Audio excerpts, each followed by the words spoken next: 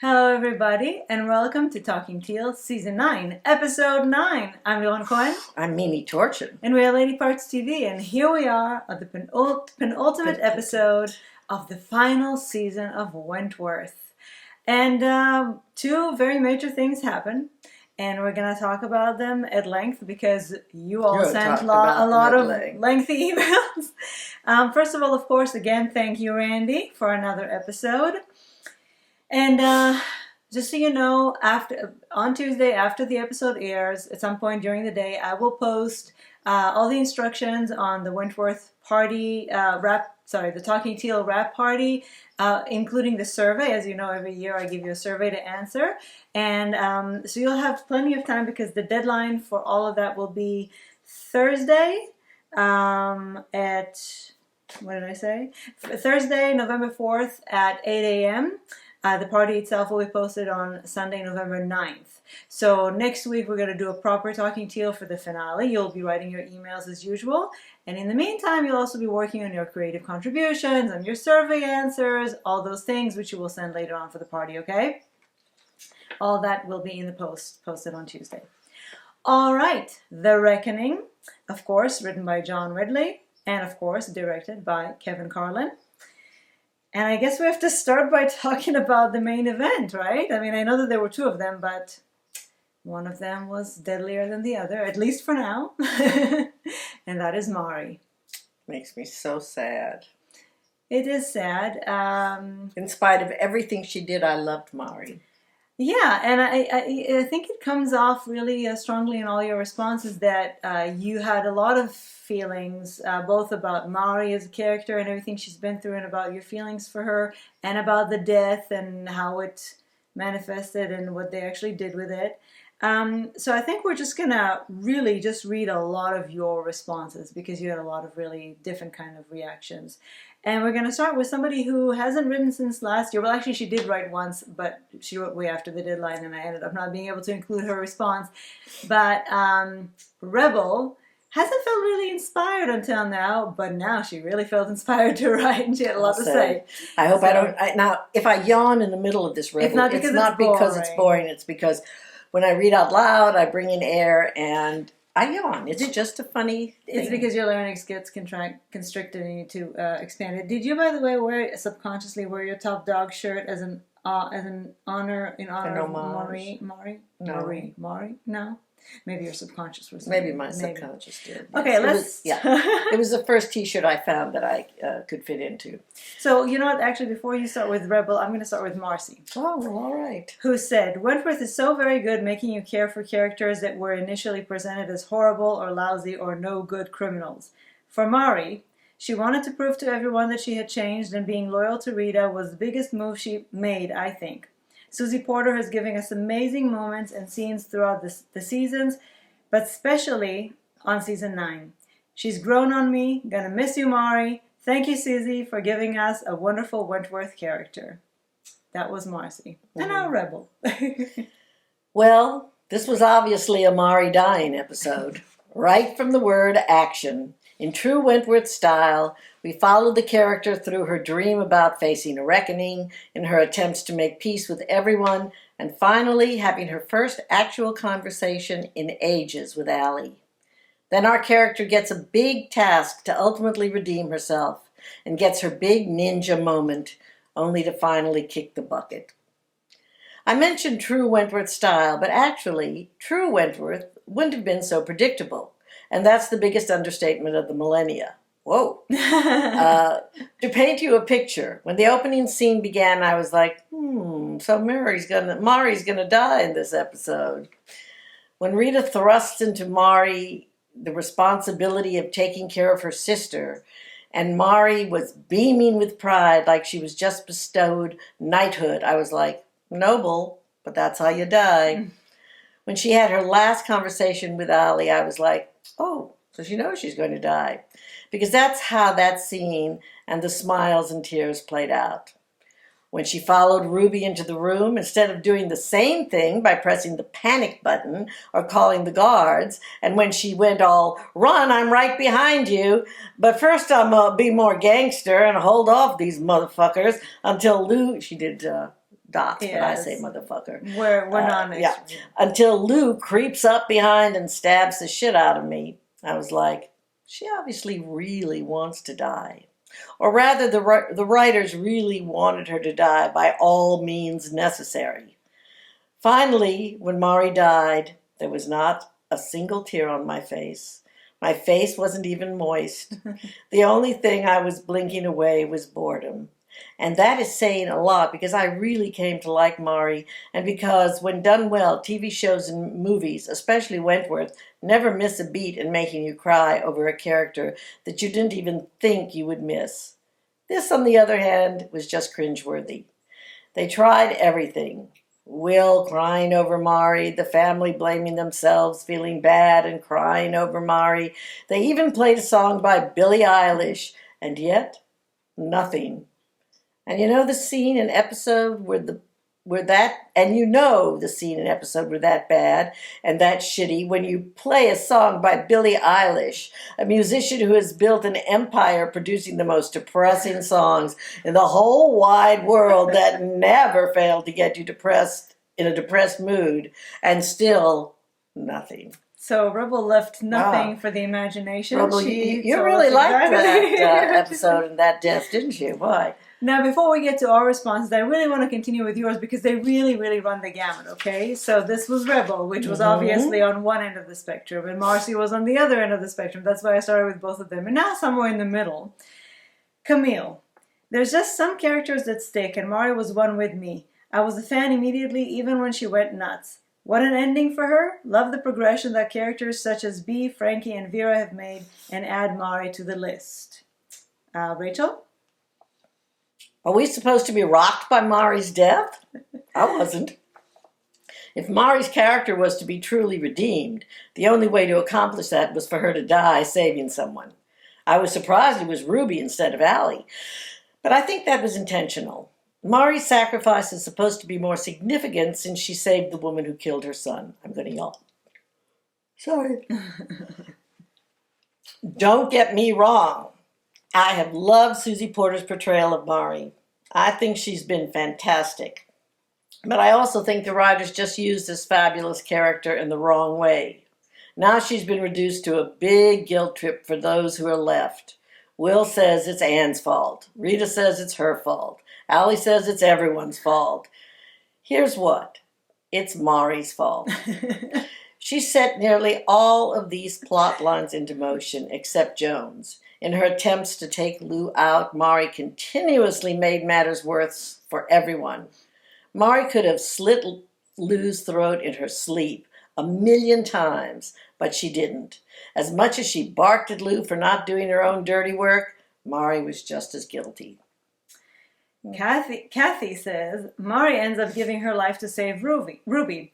Now that's a real arc to a character. When Mari first got to Wentworth, she was looking for the person who killed her son to get revenge.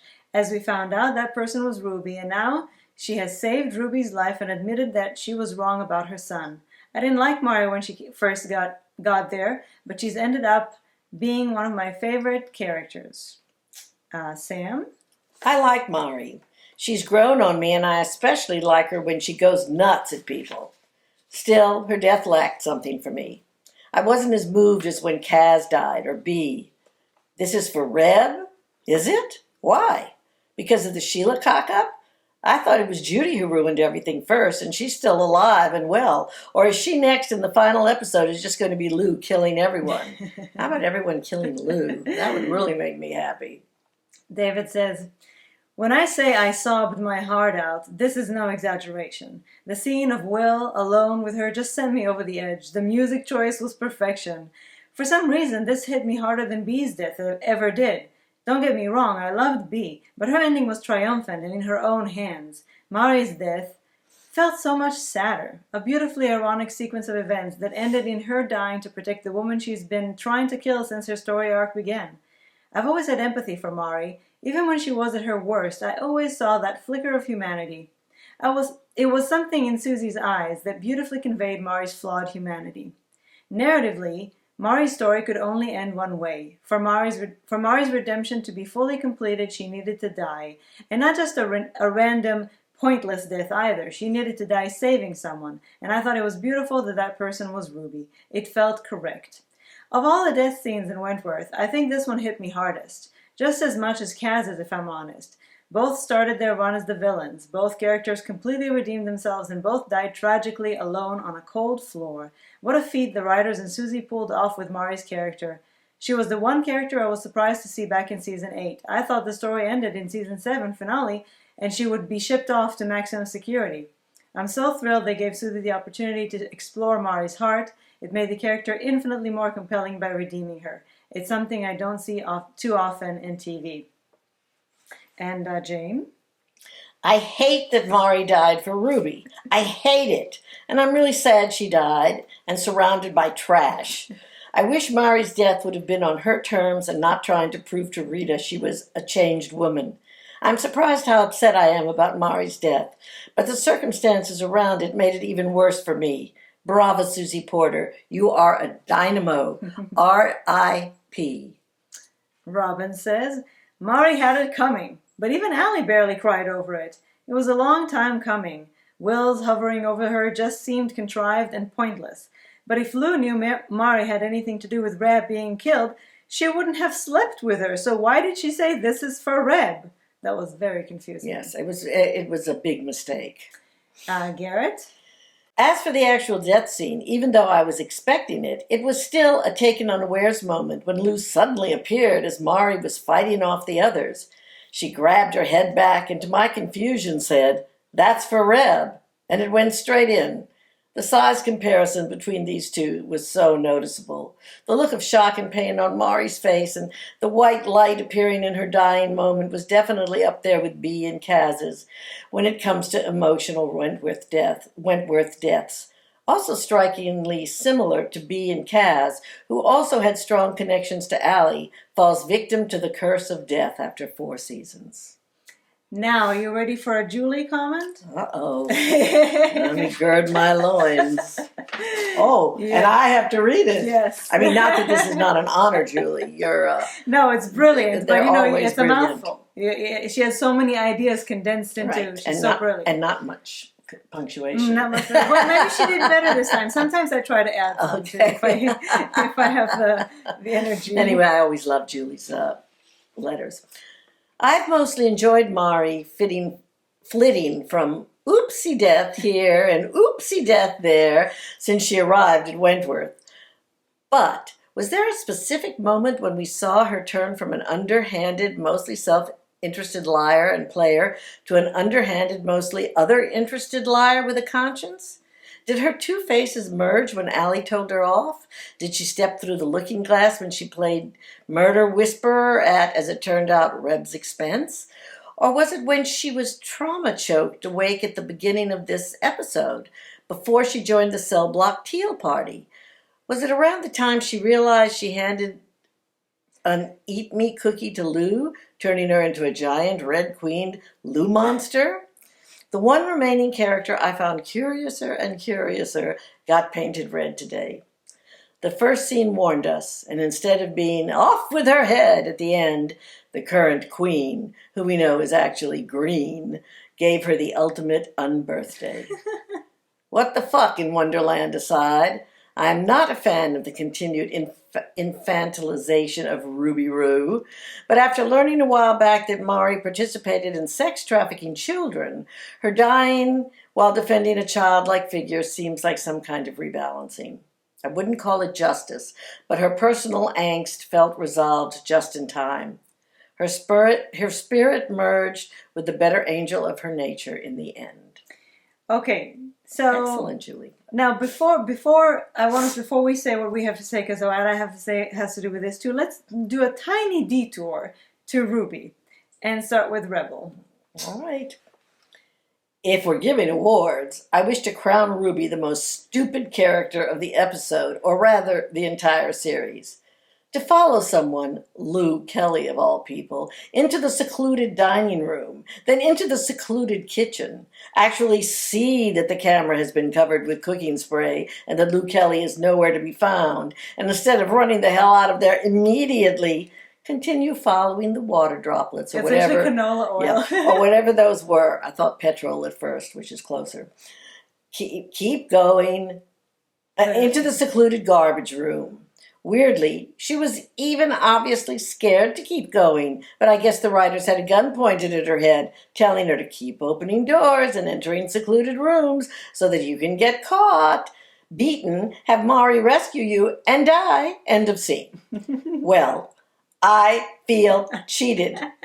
And I'm usually the type to always stay in a show's universe and rationalize all the sharks and even the BS thrown at me in a TV show or movie.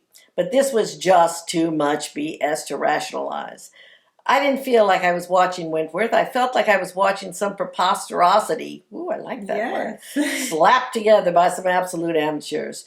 And yes, I think I made up the word preposterosity, and it's quite wonderful. That's how incredulous and insulting I found the whole thing. Insulting to the actors, too, if the writers actually made Allie paralyzed, Boomer pregnant, Ruby brain-tumored, and Rita exposed only so that it would come down to that fateful moment when Rita would have no other choice and no one to ask to take care of her sister, and ultimately pay the price of death other than Mari freaking Winter. Woo! I think you really did that justice. Right. Julie said, on a related note, related character plot drop irritation. What happened to Ruby's ticking time bomb of a brain aneurysm? I get the protective older sister thing, but it hasn't felt like enough of a justification for the amount of focus it's gotten. If that is all what this protect Ruby stuff has been about, it would make sense to mention it now and again, or at least have her protect her head during fights or something? A signal? A sign? A pop-up video bubble above her head? Anything, Santa. Didn't we spend an entire season concerned with Rita and Allie about her fighting? She did some ninja moves before Mari got there, but I just didn't buy that Ruby would leave Mari there and run that far away without looking back for getting help. Or getting help, sorry. Or ringing the fucking red buzzer of life. And just another little note before we conclude this story and tell you how we feel about it from Rebel about Will. And Rebel represents what many of you said about Will. The number of times Will has been on that floor crying over a loved one, whether it's Meg, B, or Kaz, or Mari. I wonder if this guy hasn't gone to see a therapist himself, or better still, why he hasn't quit already. Or been fired. How many violent heartbreaks can one man take? So, more on Lou and well, should we just do this all before we get to how we feel? Okay, tell me how you feel. I feel, well, first of all, I love Susie Porter, and I really liked Mari. Mari was one of my favorite characters. She was very interesting. She was very complex. She had a lot to do in everybody's storylines. I think she was very integral to almost every plot. But the problem with her death, and why many of you weren't as affected, myself included, is because, as was pointed out, it was telescoped from the very beginning. This was going to be the episode that Mari died in. She tied up her loose ends. She had a tearful conversation with Allie. Yeah, this was it. This is when it was going to happen. And I hate Lou so much that I guess it was fitting that it was Lou. But it also kind of ruined it for her to say this is for Reb, which had absolutely no truth. I don't know where they got out of whose ass they well, the pulled only that. thing that I can think of is that she wouldn't admit that this is because she betrayed her and she felt betrayed, rather than she has to always justify everything by being she doesn't have to justify anything. She was just about to rip her guts out with a knife. And also the brutality of it, just the sheer... I mean, if we were... Just in case we didn't hate Lou more than I think I've hated any character ever, that she had a twisted and twisted and twisted. I think that Susie did a brilliant job in dying. I felt for her. My heart was broken. But since I expected it, I think that's where it lost its punch. Is that some of those other deaths were a surprise. Shocking. Kaz. Oh, my God. Oh, my God, from nowhere. Kaz. And, but because we were waiting the whole time, there was no way that fight was going to end except in death for Mari. So that, because it wasn't shocking, because it was expected, it took away a lot of the pathos. But I personally am very sorry, and I will miss her. And I think there were all the things that people listed here as mistakes that were made along the way in the writing and again, don't go in the basement. Oh, maybe No, let's hide that garage with all the yes. chainsaws. Yes, that Geico ad, which is so brilliant. I think by telescoping it, they really robbed it of its wallop. Well, for me, all that you said, and in addition, because I like Mari, although going back, we keep forgetting that she really did some horrible things outside. I mean, just the trafficking and the drugs, and we kind of because we haven't been reminded of that for a long time, then we've been able to kind of like her as whatever kind of domestic character she became on within the confines of the prison. And certainly they've done a lot in the last couple of years. I mean, really, all of the siege too. I mean, she's done some horrible things, and this is the interesting thing about Mari, is that she left and right does horrible things or puts into motion horrible things, and yet we still like her. And I credit Susie Porter for that 100%. Because the writers have made so many mistakes along the way and contradicted her characters and didn't give her enough motives. And actually, who said it? I don't know if it was Sam or Garrett at some point in their email said, I don't understand anybody's motivation anymore on this show. Mm-hmm. I don't understand any of their motivation. And it's so true, which is one of the biggest problems in the last couple of seasons. But to me, the biggest problem, because it was, again, Susie Porter, you can't not feel for her the way that she died a hero, those last gasps, and she does die beautifully. She did. But to me, the problem is it was completely unbelievable to see her fight them off. I mean, Ruby was running out. She could have run right after her and not try to take on 7 people by herself, however many there were there, and wait for Lou to come and finish the job. They made it so easy for her to die, and she's not a dumb person, and she didn't have a death wish. I didn't think. It didn't seem like it. So I felt that the whole thing again was so conveniently put together that it just kind of felt empty. Not as empty as Sonia's death. Well, Sonia's death was good. The aftermath was devoid Sonia's of death meaning. was good, but it was like she never existed. But that's different. That was the problem, because they completely discarded with her dispatched with her character and forgot that she was there. For Mari was the fact that the death itself didn't feel justified. Sonia, when she died, actually was a pretty glorious way. The way that Kaz and Liz, up there on the roof, finished her off. This just felt empty. It felt like, again, contrived. We need her to die. We want to redeem her. What would be the best way? She'll protect Ruby because she's the one she wanted to kill. She admits that Danny, she was wrong about Danny. Let's wrap it up with a neat little bow. And so that was the problem for me. And by the way, I told you that Boomer would be part of the reason anyway, at least, that she would be pregnant, so she would sideline and wouldn't be able to take part in a big thing. Rita would never have to ask Mari to protect Ruby if Boomer hadn't been pregnant. So let's talk about Lou now. And I have to say that this was the first week, as problematic as Lou's character has been for a long time and as one-dimensional as she become, she did have moments, and because I love Kate Box so much, and because I could see the potential in the character, because she was funny and witty. Yes, but she would send us little nibbles of things to chew on over the weeks. But this week was the week that I just loathed her, and I couldn't stand her anymore, and I didn't want to see her. That's what they've managed, even to me, that's what they've managed to do. Just a pile of puke to me. I guess.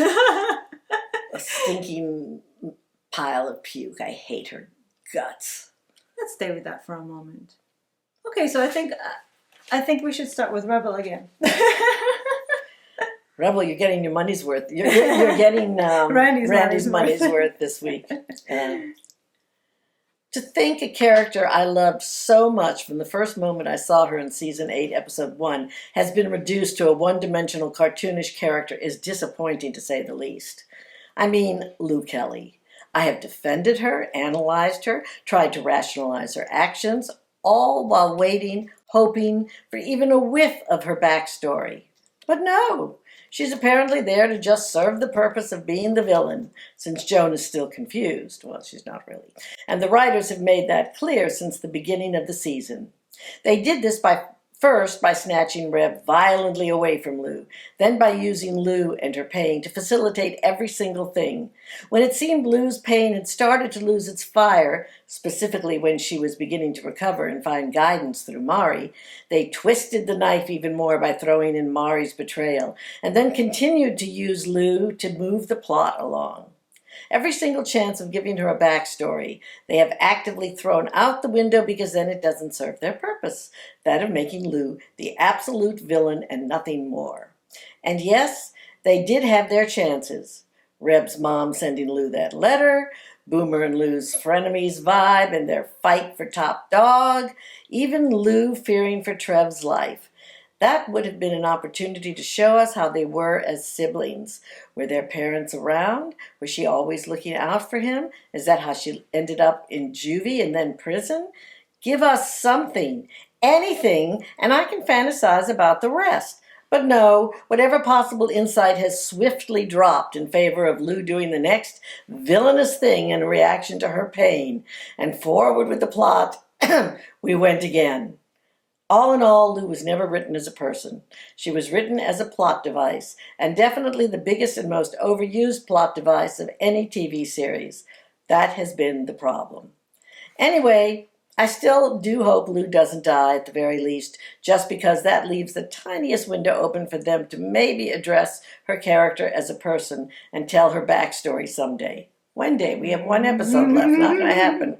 They never even got into her therapy. That's how much they have chosen to use. They never got her into therapy. Oh, they never even got her into therapy. That's how much they have chosen to use this character as a tool. Other than that, my interest in the character is not as intense due to all the inconsistencies, which are now far too much for my brain to rationalize or provide an excuse for. Look, baby, you have an aura. Oh, I'm not going to die. God forbid. Yes, everything you said, Rebel, yes. Do you think are you okay with seeing Mimi as an aura? Yes, and even then? And even then, Kate Box, who is a brilliant actress, couldn't rescue her.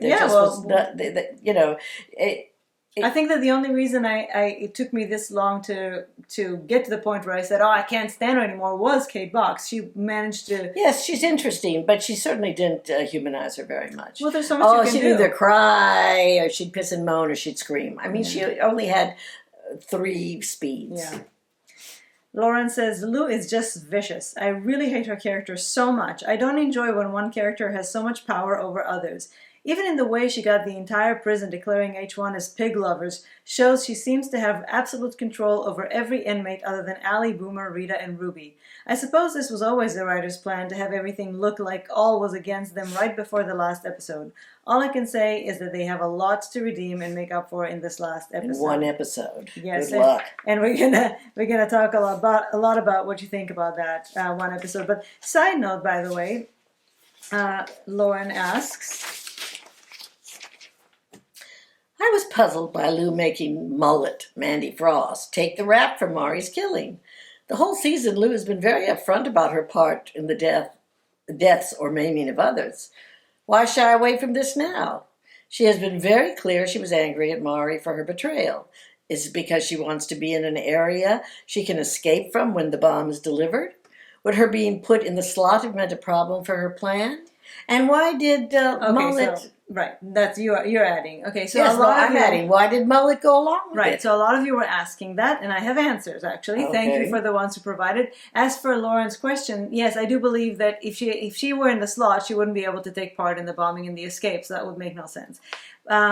David says, Mullet taking the blame for Mari, I think, is a product of their past connection. Jenny Volatic, the actress who plays Mullet, explained that they were previously cellmates and lovers, and that Lou is the love of Mullet's life. I'm assuming she took the blame so Lou can't be Slot when the bomb goes off. Except that we don't know this. Hold on, that's right. Rachel goes on to say, I heard an interview with the woman who plays Mullet, Mandy, Jennifer Volitic. She explained that Mandy and Lou had been involved with when Lou was previously locked up, and that Mandy is still in love with Lou.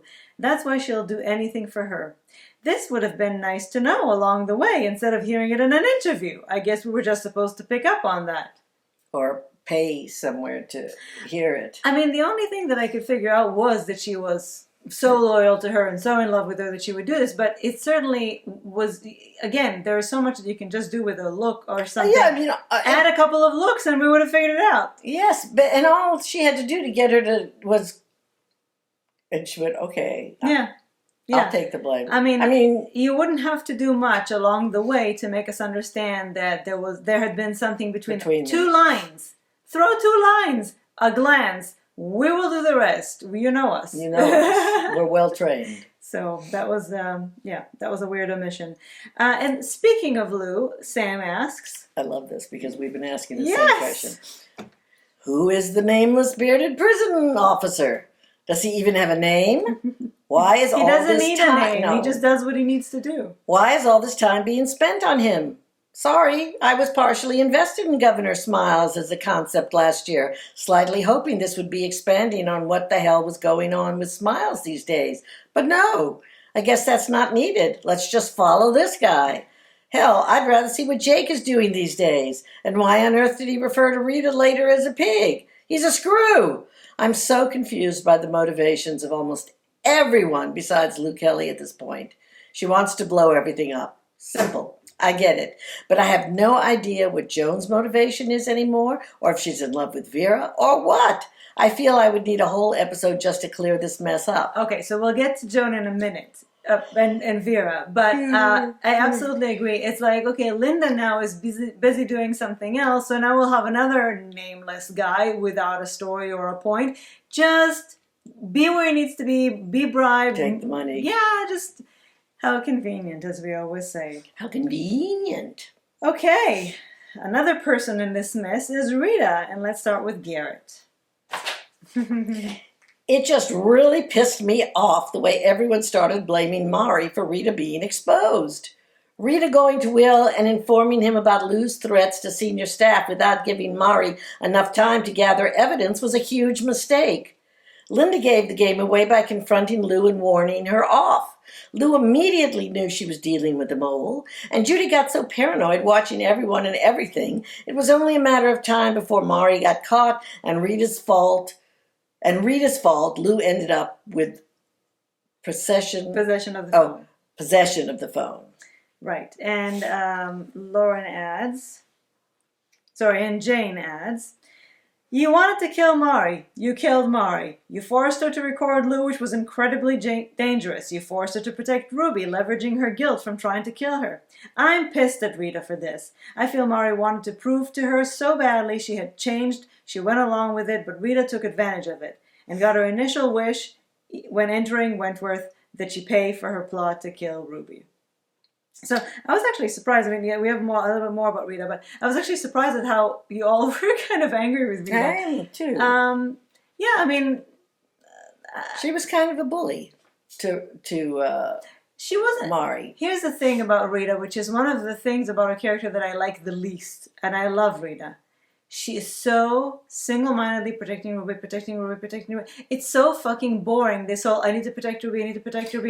That is like the one thing and the one thing only in her universe. Especially since her father died and told her to take care of Ruby. It was always guilt. that. No. It has always been that. And I understand you can still want to protect Ruby. That you're a big sister, you left her for a long time, the father, whatever. But they have been drumming this, they've been drilling this and drumming this, and just enough. The character is interesting in so many ways. Why reduce her to just that? Everything, it's like Lou and Reb. Everything she does is justified if it's protecting Ruby.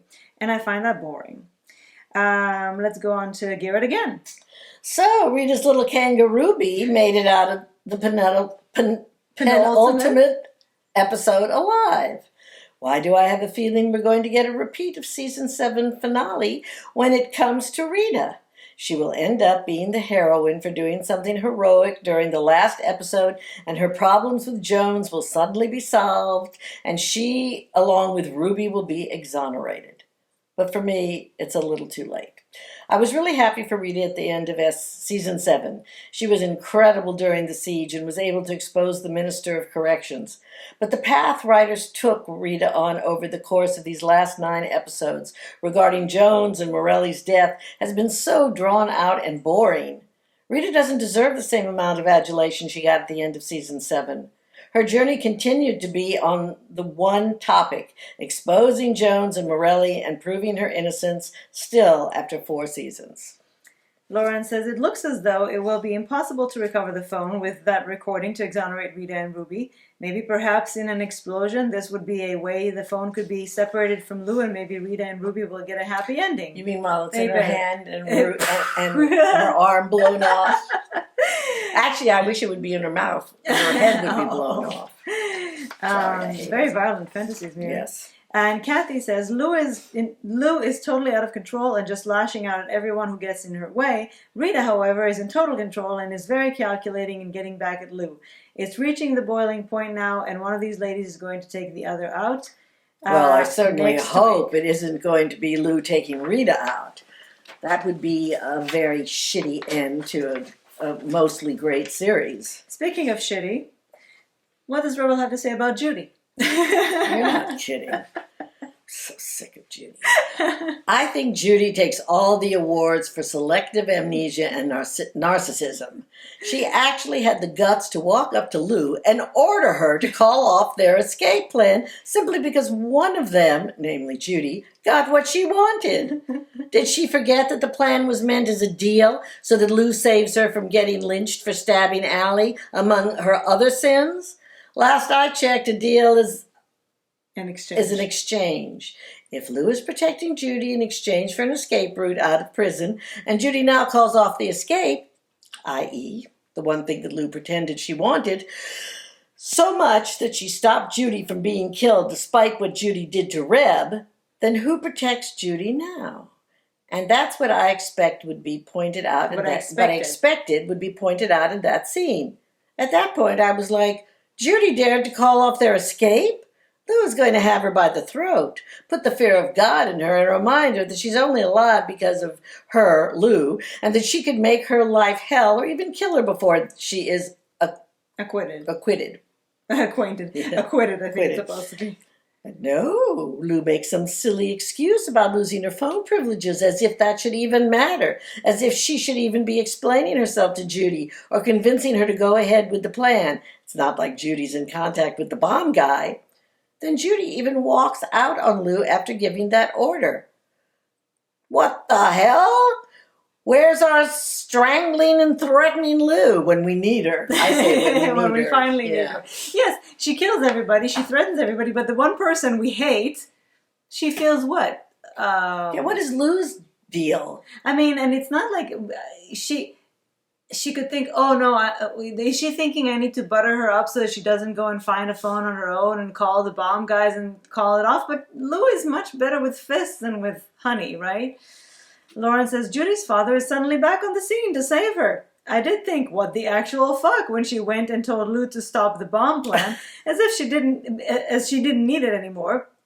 I thought Judy was supposed to be the smart person, but is she really that far up her own ass that she thinks she can order one of the most insane top dogs ever to do her bidding? And she's forgotten that she stole Reb's money, causing Reb to die in the wrong body, something that enraged Lou so much? Judy is supposed to only be under Lou's protection because of the bomb connection. Number 1, why isn't Lou turning around and dispatching Judy? Number 2, just better die before the ending or be punished, otherwise there is no satisfaction for Allie's attack or Judy's betrayal. And might I just add, we'll talk about it in a second, but we see another scene later on where Judy really shows how arrogant and stupid she is. With Anne. We'll get to that in a second. God, I hate Judy. I thought actually that I hated Lou the most. I think I hate Judy the most. Because Judy doesn't even have entertainment value. No, she has doesn't. Nothing. Rachel says, Judy begging Lou to call it off would have made sense. Judy's charges are allegedly being dropped. Judy has a chance at freedom. Judy knows Lou is a crazy lady. Judy begging would have made more sense than Judy issuing orders. The result would have been the same, but we could have gotten a little satisfaction from Judy being brought down a notch or two for the sake of her freedom. Judy taunting Anne made no sense either. Judy confesses to Anne in front of Miles that she beat Anne. Is Judy not concerned with being charged for that beating? Are we to believe Judy is just that arrogant? Okay.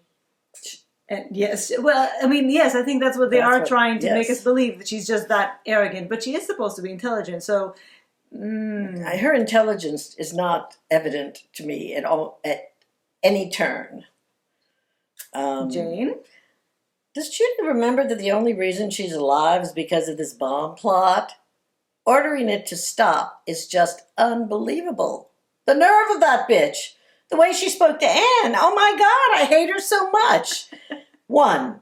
If Judy is exonerated, there is no justice. If she lives, there is no justice. Do not make her some kind of hero. She is guilty of attempted murder twice. She helped the Secretary of State, or whatever his job was, get assassinated. She is a terrorist, besides being a whiny little bitch who annoys the hell out of everyone. 2. If she lives, there is also no justice in the arc of this show, which I think we know is the case anyway. 3.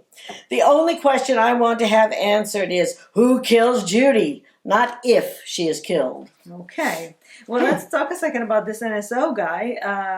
This NSO? What the fuck is going on with that? Well, let's see what Rachel says.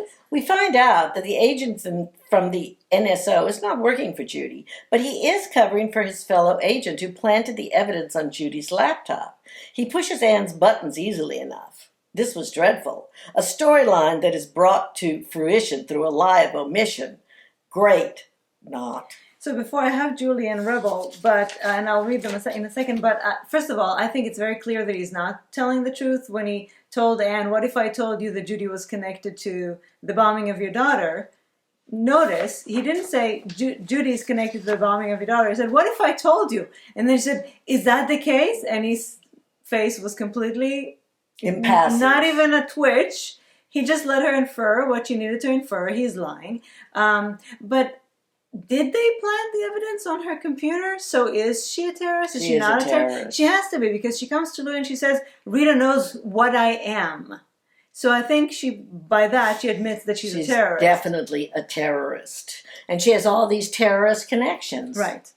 So Julie says, question for the suit in the car with Anne. Why not fake out Judy with a bombless van to catch her instead of letting a bomb in a van enter the prison grounds? And Rebel says, if the NSO intercepted a call between Lou and the bomb maker, they didn't realize the discrepancies in the two narratives, or that wasn't discussed. So this is very, very confusing, very murky, very, very unclear to me what's going on here. Totally. If at some point during the next episode they explain it, it's at that point I think it might be like an afterthought. Who cares at this point? There's so much that's left for this last episode. I know, and it's not going to be a 2-hour long episode. And even then, I don't know that he would have been able to do justice to it all. But if it's not explained, that's even worse. But let's talk about our favorite, second, like we said, Lou, Judy. Let's talk about Anne. Anne, that's it. Sam says, the terrible trio. something I did learn this week was that Anne was being that crazy before she realized Judy was possibly connected to her daughter's death. Surely that means now she will be literally unhinged. I wouldn't be surprised if she blew up the prison herself. She seems worse than a lot of the prisoners at this point. And Lauren says... Oh, ouch. What did I ever do to you? Anne is just absolutely crazy and unstable. How she ever ran other prisons successfully to claim this position is beyond me. Yes, it's beyond all of us. How can she even believe the NSO thinks the bomb should still come into the prison? Seriously, over the top dangerous. I'm glad Smiles for once decided Anne was going too far by beating Judy while handcuffed. How Anne is still not reported, I do not know. I mean, Vera talks about reporting her, but did she? And then when Vera confronts her, Anne flips the situation onto her, gaslighting and not allowing herself to take any responsibility for the extreme bad behavior that is happening. So, and Vera is... Yeah, I just want to talk about Vera only in the connection lost all to credibility Anne. about Anne. Only in the connection to Anne. Oh, this will devastate Anne. Excuse me? Excuse me. Why is that the thing she's constantly concerned with? Or when she goes to Anne and says, you need help. Excuse me? She doesn't need help. She needs punishment at this point. Yes, she needs help as well, but that should not be the first thing on her mind. I think they were lovers in uni, and I think that she still has something for her. And that's another story that maybe we should have gotten a little something about, because just having known her and been friends with her is not enough reason for Vera to behave the way she does with Anne. Well, I think saying that is giving the writers too much credit. I don't think they actually thought as much about them being lovers in a period, Because remember, Anne said invite her along. I know. I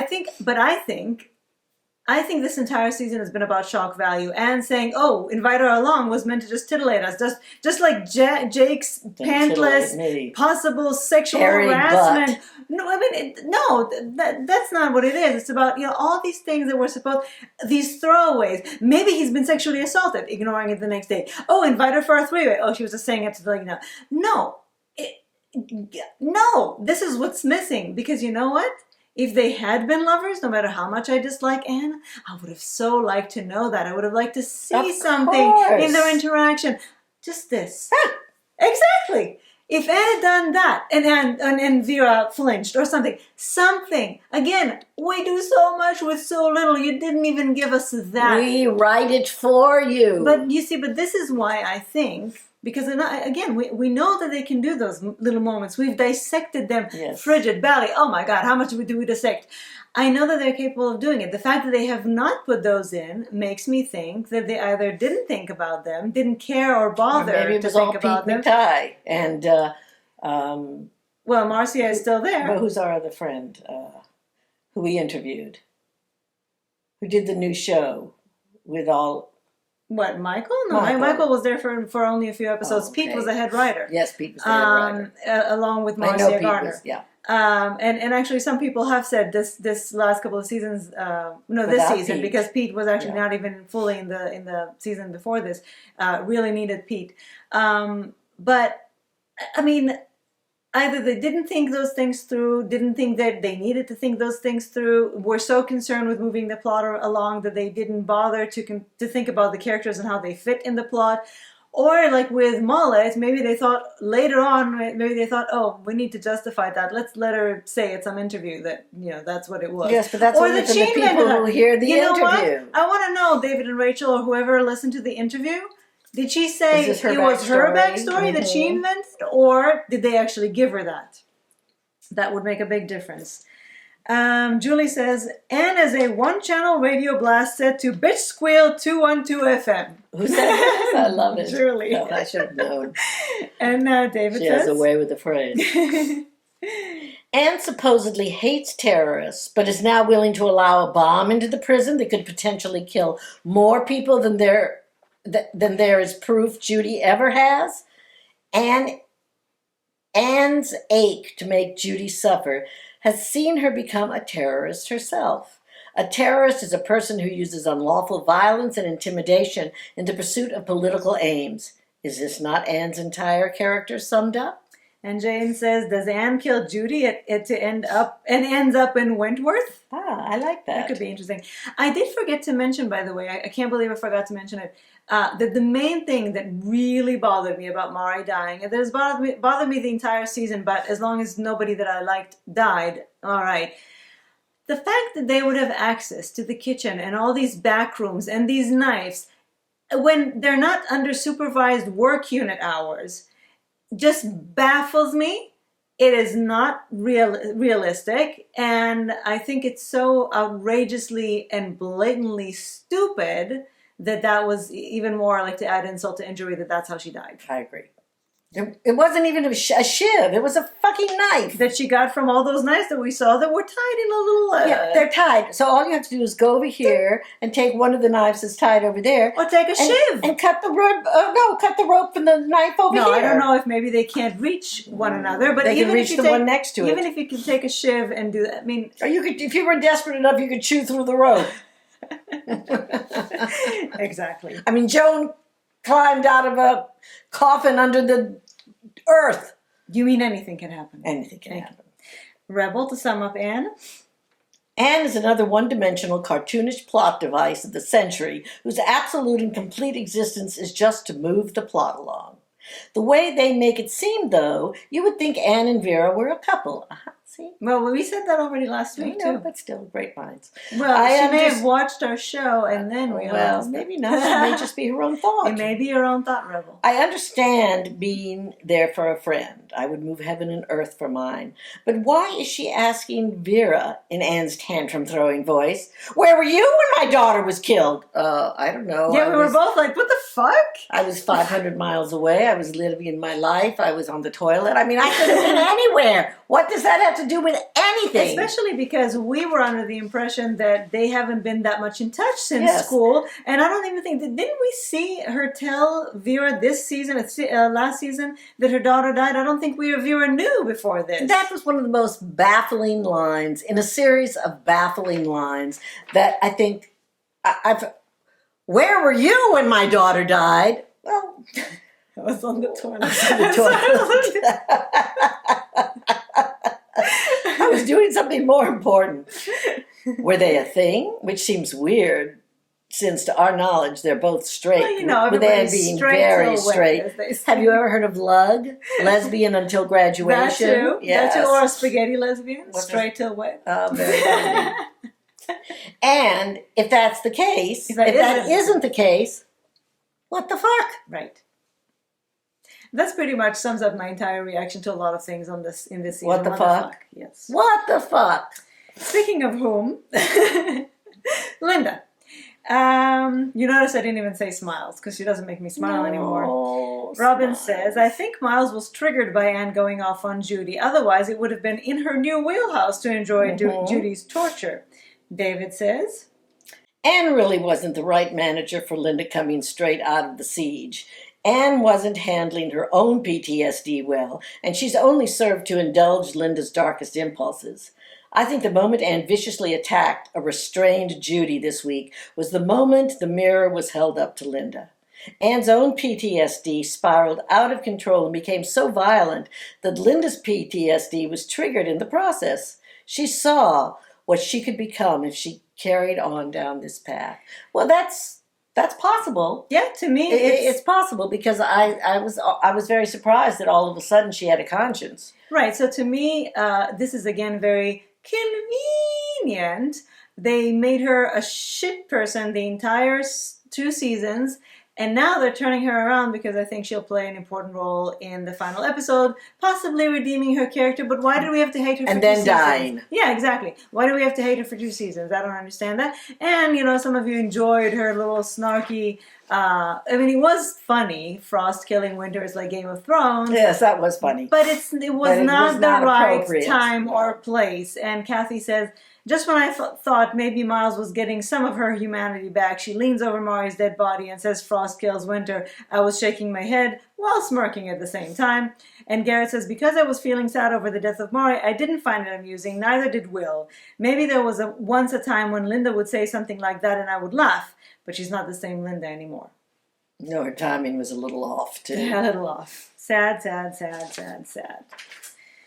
Okay, time to talk about the other huge event of the episode.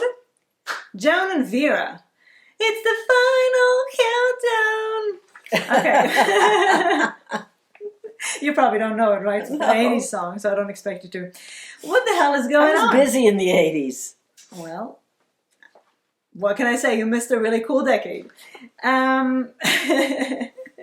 Terrible decade. Did you wear leg warmers? No. Did you wear shoulder pads? Yes. Ah! Of course I wore shoulder pads. I was fashionable. Fashionable. You call that fashion? In the 80s it was fashionable. All right. What the hell is going on? I have to say they did take me by surprise with that. Yes. Did not see that coming. When she dropped that Bible, I was very surprised. That was very funny. That was so funny. First of all, that she tries to give her back the Bible and she doesn't take it. Who even thinks about that? That was so genius. I loved it. That was a pure moment of genius. I don't know. I can't imagine the writers actually writing that down. I hope that Pamela just did that in the moment. It was so funny. But yeah, it was very surprising. And again, like with Mari's death, you have a lot of different reactions. So we're going to just dive right in. And I'm going to start with Lauren, who says, Joan confessing to knowing who she is in court was a surprise. I didn't anticipate that. No way would old Joan have done that. So, are we supposed to think she did it to impress Vera? Or to save Vera because she was prepared to share what she knew about Joan despite this risking her exposure in the whole burial plot? Or did she do it because she learned something from Kath? Some sort of humanity. So what does this all mean for the ending of the series? Joan gets her life conviction to be in prison? That in itself doesn't even seem satisfying. Joan hasn't really harmed anyone we particularly care about this season either, so I'm not feeling rage towards her and not feeling like nothing should happen either. Very confusing, isn't it? Yes. Julie? Joan's sudden plea change and third-person confessional testimony did the one thing that would create the most uncertainty for Vera. Vera was about to end their trauma bond by crucifying Fuckstick Miller and Kath. But Joan would have nothing of that. She is the only one who gets to slay Kath, for the second time, no less. Although this was keeping her agreement with Will to protect Vera, the truth was about to come out no matter what. A small price to pay to get to continue living in Vera's nervous system rent-free. Julie, I love you. Living in Vera's nervous system rent-free. I don't know if that's a thing in the general population, but I don't know, but I love it. The dominant, submissive, and sadistic masochistic power shifting is all there. I think that could be mistaken as sexual tension, but maybe there is some sexual tension for Joan. Definitely, I think on her end, yes. I don't know. What I do know is this better not end up with a knife in the gut and a creepy kiss with Joan saying, I win. Joan said herself... No. Say it again like Joan. I win. Okay. Joan said herself a couple of seasons ago that she knows the prison inside and out, that she knows every security breach and camera blind spot. Camera blind spot, you said? Every camera is a blind spot. Yeah. Has anyone else wondered whether that's true? I don't personally doubt it. I think Joan could have easily escaped at any time. I'm sure she misses her sterile apartment, frozen shot glasses, top-shelf vodka, at the ready, bi-weekly goldfish arrivals, and her hairspray.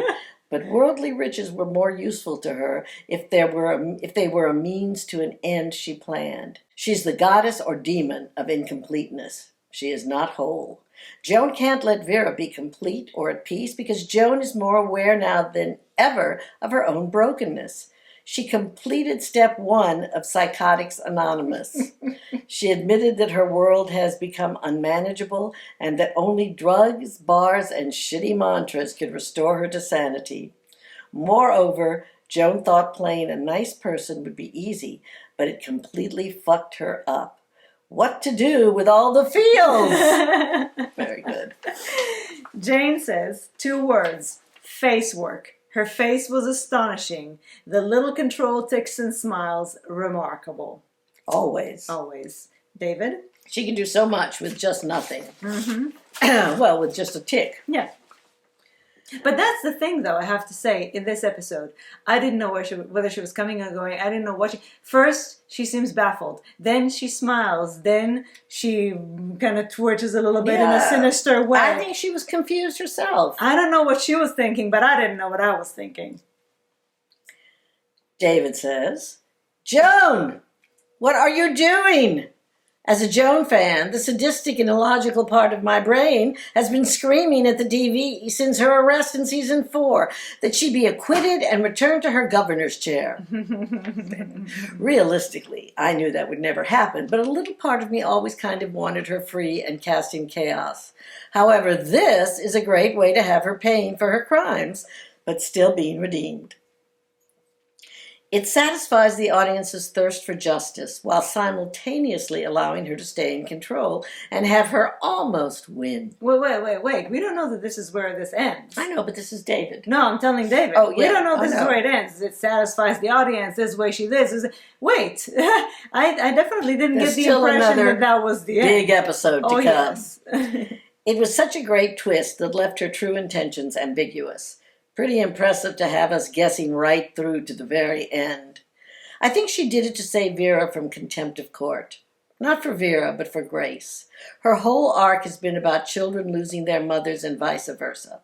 It's a chord that strikes very deep with her after her childhood trauma. She cannot allow another child to be without their mother.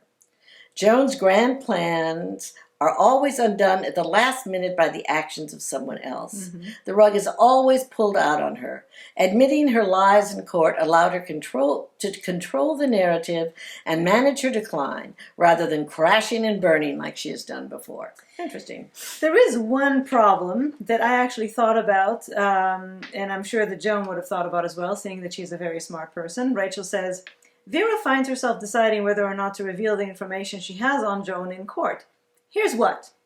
If Vera had done that, a mistrial would have been the best outcome. Evidence that has been illegally obtained cannot be presented to the jury, period, end of story. Fruit of the poison tree! Yes, it doesn't make sense that this would pressure Joan to confess, but somehow it did. Okay. I think it was that zipper sound. It just drove her I nuts. think it unleashed something in her. Rebel? At least the one good thing that the writers did was make Vera not confess, and more importantly, redeem her a little bit with her whole speech to Ferguson before the final court proceedings commenced. I thought they would do the whole tiresome Vera goes to prison thing, but at the same time, I had the slightest bit of hope that Joan might fess up. And she did. Not because she slipped, or because it served any purpose, but simply to protect Vera. Or so we think. Yeah. Now, if that isn't love, confessing to crimes that would get you life in prison just to prevent the one you love or care about from going to prison, I don't know what is. Now, I have to say, there is also a twisted possibility that she did do it for Vera, knowing also that she doesn't want to be away from Vera and that staying in the prison means that she would see Vera every day. Well, there's a whole lot of things that it could be. I just hope we find out what it is. And that it's not going to be something we hate. Yeah. I don't know what it is. Then again, the cynic in me thinks Joan confessed not to protect Vera, but to guarantee that Vera doesn't win by doing the right thing.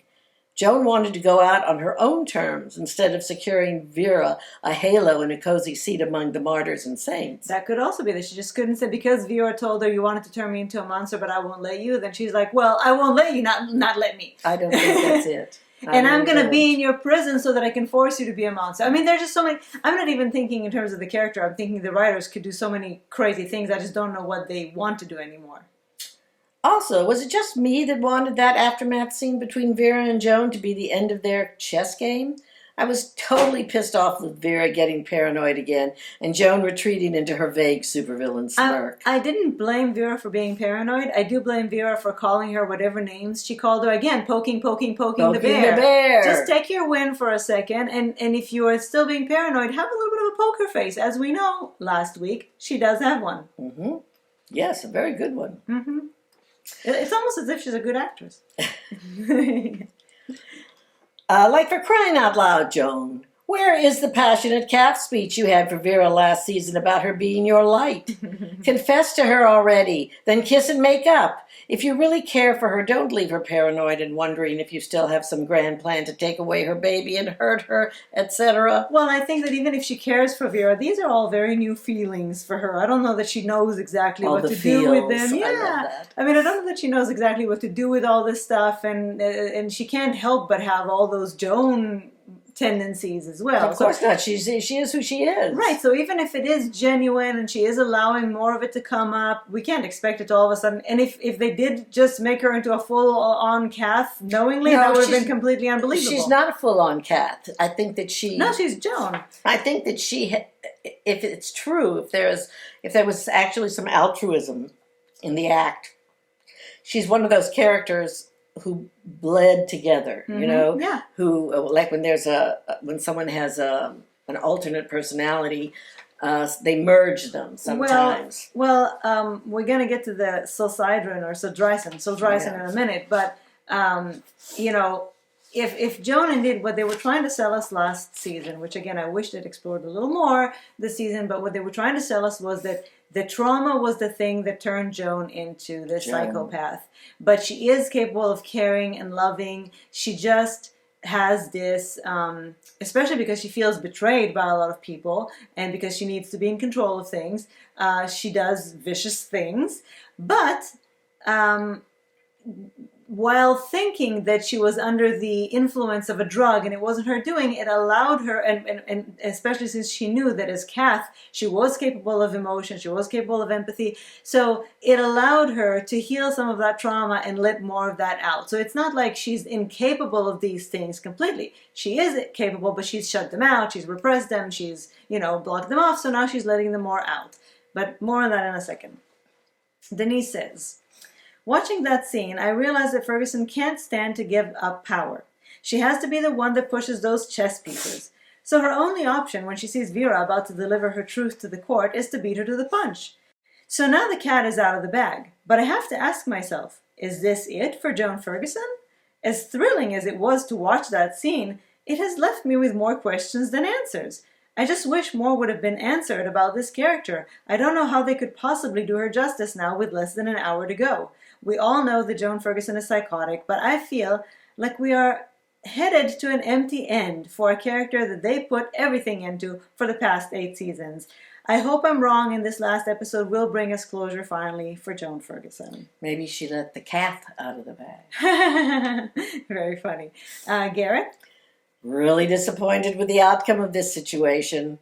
The storyline had gone on for so long, for Joan only to go and reveal the truth in the end.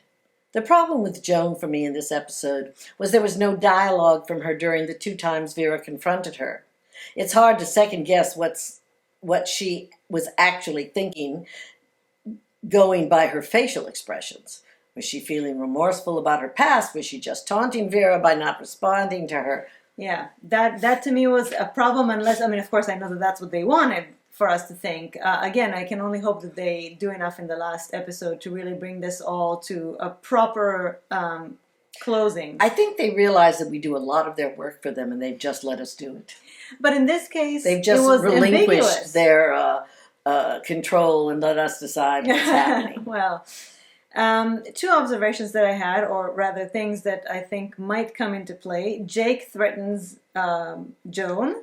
Now they might just do it because Jake barely had anything to do and they say, okay, let's let him do like the Menchie thing. Or maybe he will die trying to protect or defend, or even just in thinking that something was going to happen and do something. The other thing that was interesting was a little throwaway moment when Lou tells Mullet, when she figures out Rita's plan and that they're trying to get the phone, we see Joan paying particular attention to that. And I don't know why. Oh, interesting. Yes. I missed that. Yes, they flash to Joan kind of overhearing that line and making kind of an interested face.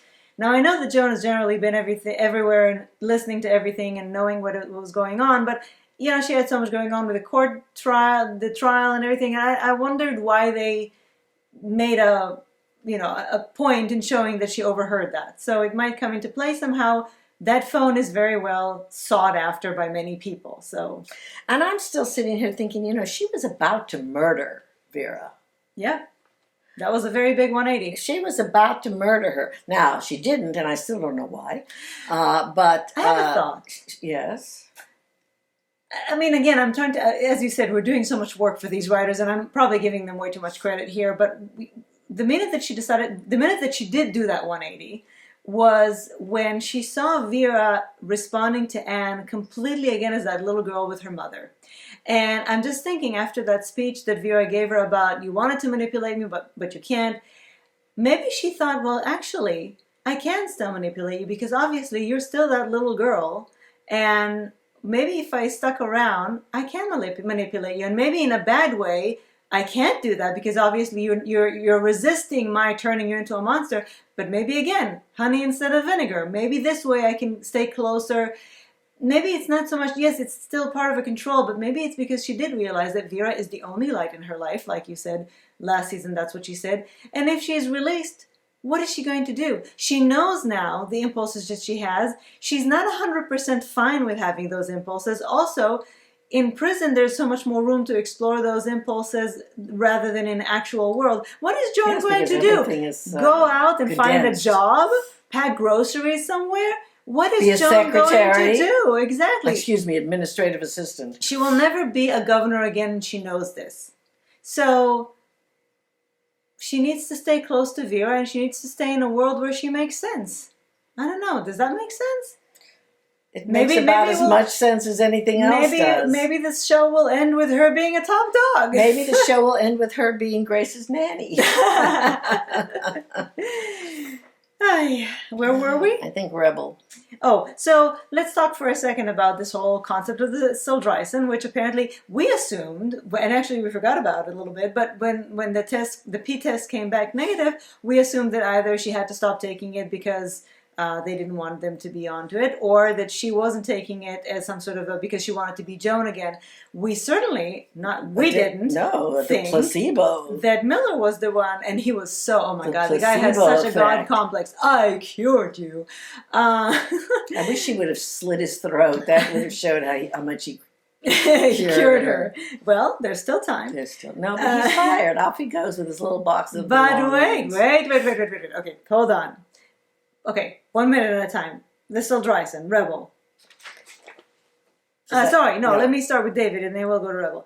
David says, Joan appeared taken aback and elated that her empathetic, I don't know if she was elated, but that her empathetic impulses had nothing to do with the medication. It was all her. I think for once there is no grand scheme, there is no grand plan. She is being reborn. She has realized she doesn't have to submit to being a victim of her past trauma. She can control her more evil urges. Now, rather than trying to control others, she can try to control herself. Being Kath allowed to experience living with a less broken personality, and it stayed with her. I think David is slightly on the more optimistic glass but I full. like that. I remember when she said, it was quieter. Right. But I don't think I saw her elated. I thought she looked surprised. She looked almost like catatonic. She was in such a shock. And Rebel? If Joan did confess to protect Vera, I wonder how Miller's conversation with her changes things or changes how Joan sees herself. I just had a realization. He told her about the placebo after she had confessed. And maybe part of her shock was, wait a second, maybe I could have made it out there if it was all me and if I could have, maybe. Anyway. Yes. So many maybes. So many maybes, so little time. Yeah. Sorry. I wonder how Miller's conversation with her changes things or changes how Joan sees herself. On one hand, she could now realize that she, and only she, has the power to control her urges, not Miller and his God complex. And she could thus continue to fight to control herself and become a better person, or at least a retired killer. On the other hand, she could just have someone run Miller over with a bus on his way out, and I'll be just fine. Right, so your opinions on Miller. Rachel says, Joan tells Miller she saved him from criminal charges in court. Isn't Sildryson supposed to be a banned substance? Can't Miller still lose his medical license? Oh, he was giving her a placebo, so whatever. But he didn't start off giving her a placebo. Right. Jane says, glad Dr. Miller is fired, but does that mean he lives? That would be very disappointing. So let's not forget also, he did sign something. Yeah, what did he sign? What did he sign? So let's see what you think. Robin says, I'm going to assume that that paper Will had Miller sign was a CYA. What's a CYA? Promise of secrecy regarding anything Joan may have disclosed to him about the Three Stooges. After all, they don't know if he ever saw that photograph. I don't know if they could have him sign a legal document saying he would not say something about an illegal act, but the paper had a letterhead. It seemed very official. I think it's something more official, kind of. And then Rachel says, I'm sure that paper was a transfer to the mental hospital, declaring Joan a danger to herself and others. But why would anybody care what Miller says now? She obviously fooled him for... I don't know. Yeah.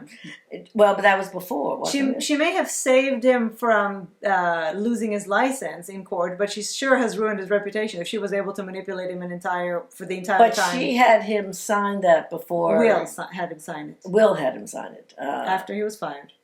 Yeah, but before Joan... No, after. No? Oh, okay.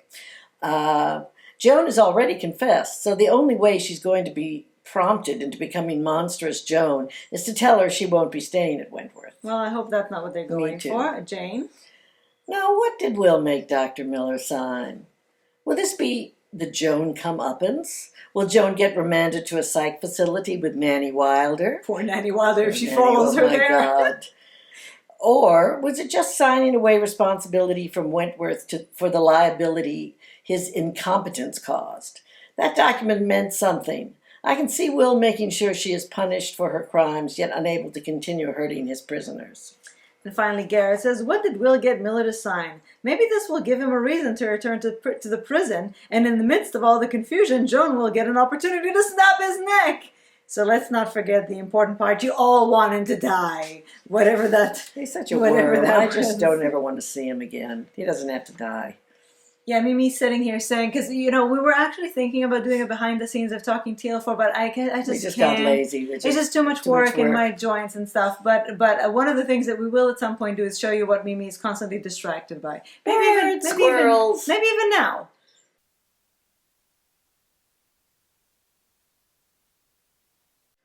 So sweet. Finally, let's talk about the final shot of the episode, the H1 family. Well, I'll tell you in a second, but there were a couple of interesting transitions in this episode, and one of them was in this final shot where you see the family and you see the bars juxtaposed against them, as in the walls are closing in or something like that. Denise says, through this whole season, it has bothered me that our H1 family has really taken a back seat to the hostility of the prison. Lou has been on a rampage. Anne is unstable. Judy is a terrorist, and Joan is still a freak. All of this has left very little time to pull together endings for Boomer, Allie, Vera, Will, and even Jake. Absolutely, in terms of their actual lives, not in terms of who done that and who done that. Agree. In terms of what their futures are going to be like. I still say they have to have an after episode. I really wanted those characters to have substantial endings, and I don't see how it can happen with all the extra stuff going on. I know that when characters leave, others have to take their place, but so late in the series, it would have been nice to have the main stories wrap up around those who we have grown to love. I have an awful thought. I just had an awful thought. No. No, not actually about that. About throughout the last few years, I've felt that, I don't know if it's Fremantle or, the people behind Wentworth, not the creative people, but the business people, have been really trying to milk Wentworth. Yeah, have been really trying to milk Wentworth for more and more monetary opportunities. Yes. And I just had this terrible thought that after this, they will do something. A movie you have to pay for. Yes. I mean, not that it's terrible because we would have to pay for it, just because of the sinister... So greedy. Exactly, that you would do that to the fans. Now, I'm not at all saying that's what it is. This is not anything But I wouldn't know. be surprised if that's what it were. Garrett says, at the end of this episode, seeing Boomer, Allie, Ruby, and Rita sitting around the table in H1, listening to all the abuse being hurled at them from the other units of pig noises and threats, felt like they were the final 4 contestants of a reality TV show like Survivor or Big Brother. Mari had just been voted off, and here are the final 4. She's voted off the island, and here are the final 4. David says? Oh, sorry, I thought I was done. No, you're far from being done, goodness. my love. Do you think this is big? Wait till the next episode. Yeah, I know. David says, the end of the episode was a great callback to the final episode of Prisoner. In Prisoner, when Ferguson is finally arrested and brought in as a prisoner, the women chant her name loudly throughout the prison, intimidating her as she's locked in a holding cell. Here, it's H1 that feels the wrath of the women. H1 has always been the center of power, so this scene showed us that despite the family and despite the friendships, Wentworth is still threatening and dangerous. I think they've been showing that for the last few years. Yes. No episode will be long enough to wrap this up in a satisfying way. I just hope they send it out with some heart. Now, something interesting before we get to your final thoughts, which were actually usually at the beginning of your emails, but I'm saving them to the end because it's like overall thoughts about this episode. There was, as I said, a couple of interesting transitions, and one of them could be foreshadowing, which is when we see Joan in her cell after she comes back from the trial, and Miller tells her that she was getting a placebo, and Vera comes into her cell and yells at her, and she sends her off. There's a shot, there's a zoom in on her face, and there's something I don't think I've ever seen in Wentworth before. Half the screen changes to Allie coming into the unit. And we see them side by side. And I've never seen that transition done before in Wentworth, and it can't be for no reason. And what do you think it means? Well, ultimately, Allie has been the one who always wanted to avenge Bee's death. And if she comes in and she says, you know, that's it. She's thrown the whole trial. At least now she'll be paying for Bee, but she'll have to live with her as full-blown Joan, no longer as Kath, you know, supposedly somebody who doesn't remember what she's done. I don't know what this means. Is this a showdown? Is this a redemption story? It's going to be a difficult showdown with Allie in a wheelchair. I don't know. But all I can tell you is that it has to mean something, because they've never, ever done this before. It's not like it was a dissolve that went from one picture to another. For a few split seconds, they were both on the screen together. So it was telling us something about the ending. All right. Okay, final thoughts. First of all, I have to tell you my final thought. Which I felt at the end of the episode. Because the way I feel when I watch it for the first time and the way that I feel when I watch it for the second time are so vastly different, my experiences of the episode. The first time, I think they get me with all the shock value. I was like, oh. And I'm like, okay, wow. And then when I watch it the second time, I just really generally feel pissed off. I see all the bad things. I feel manipulated. I see all the flaws and the things that are missing, and then I just get then I realize that they got me with the shock value, and I feel so empty. It's like eating junk food, you know. It's kind of delicious in the moment, and then you feel disgusted because it's all greasy and shit. And sugary. And not that I'm comparing it to greasy and shit. I'm just saying, like, you know, it's empty calories. Here's sad what happens to me. I watch it the first time, and I go with it. You know, I usually like it quite a bit. And then I watch it the second time, and I've forgotten half of what I go, That's true. What did that happen? Important things. Yeah, I know. That's interesting. Really that's not interesting. Very, very 75-year-old brain. No, I don't think so, because you do remember other episodes that we watch in other shows. Maybe. If they make an impact. But again, this is kind of empty calories. If things had a foundation and built, then they would have made sense, and we would have been able to remember them more.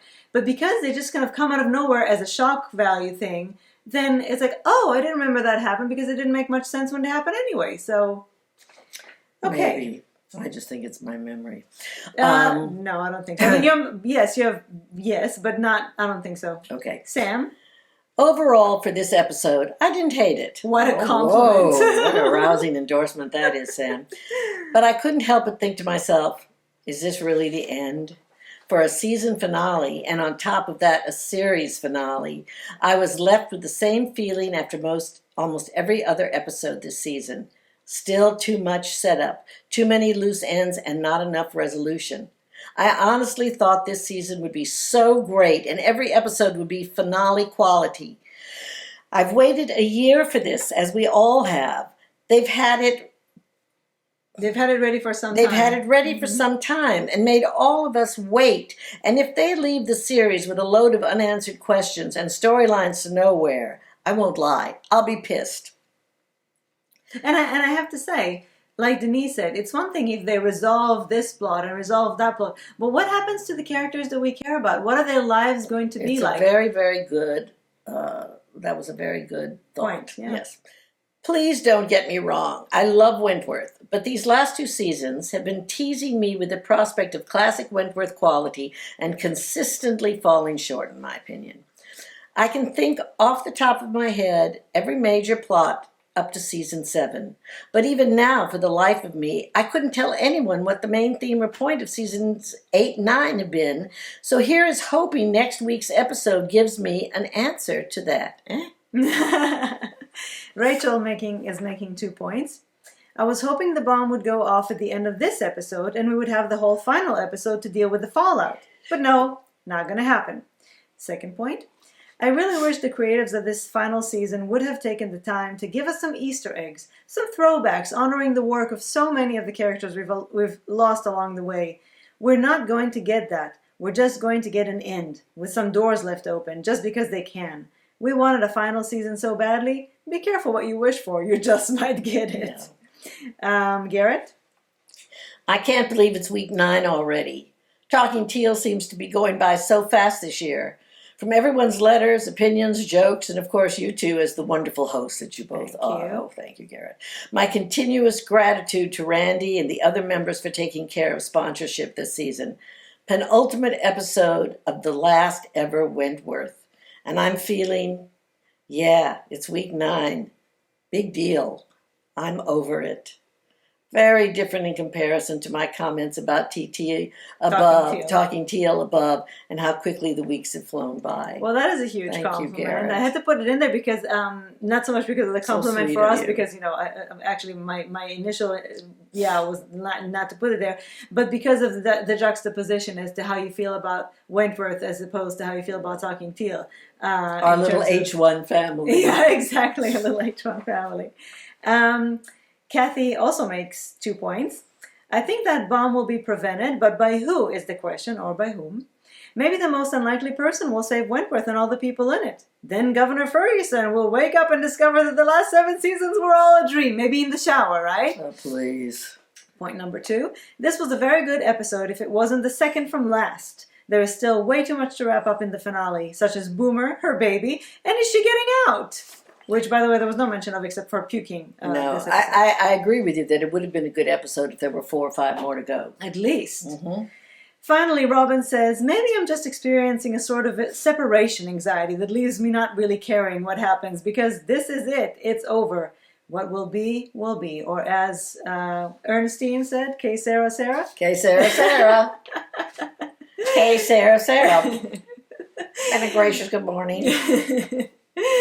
I don't know if I feel K Sarah Sarah about this, but I think they've been doing a good job at kind of gradually letting me down throughout the season, so that I'm coming to this with lower expectations. Maybe that's what they were trying to do. Well, I feel sad because we loved this show. The show became a very big part of our life, and the community and our little community that we formed around it, and.